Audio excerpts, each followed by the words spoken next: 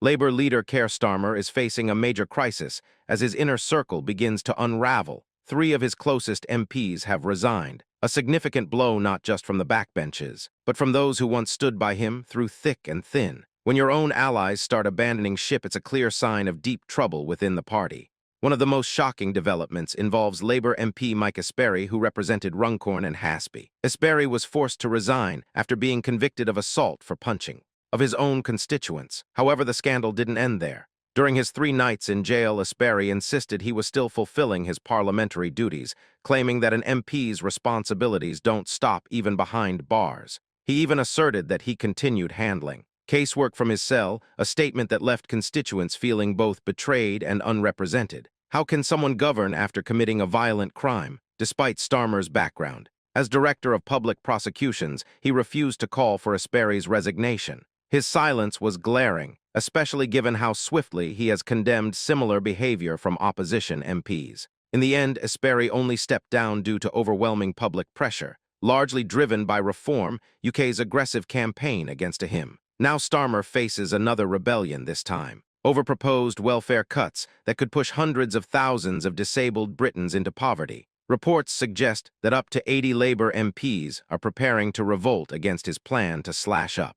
to $70 billion from welfare by 2030. The scale of these cuts has sparked outrage, with 16 major disability charities uniting in an urgent plea to stop what they describe as the destruction of Britain's safety net. Starmer's leadership is now on the line. If Keir Starmer's proposed welfare cuts go through, an estimated 700,000 disabled households could struggle to heat their homes, afford food, or access essential care. Even members of his own party are speaking out, with Labour MP Rachel Maskell calling the cuts draconian and warning they would devastate disabled people across the UK. Starmer has justified these cuts by claiming that the current benefits system is unsustainable, indefensible, and unfair.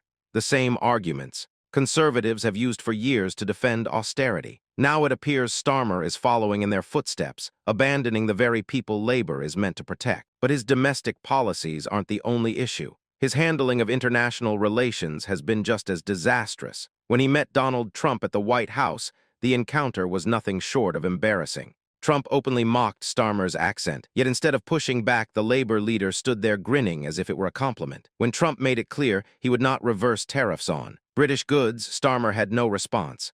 The press room erupted in laughter, not with Starmer but at him. His failure to secure any meaningful agreements reinforced Britain's declining influence on the world stage. Despite claiming the meeting was a success, the reality was far different. Trump continued to undermine the UK's interests while Starmer's team scrambled to spin the visit as a diplomatic triumph when it was anything but.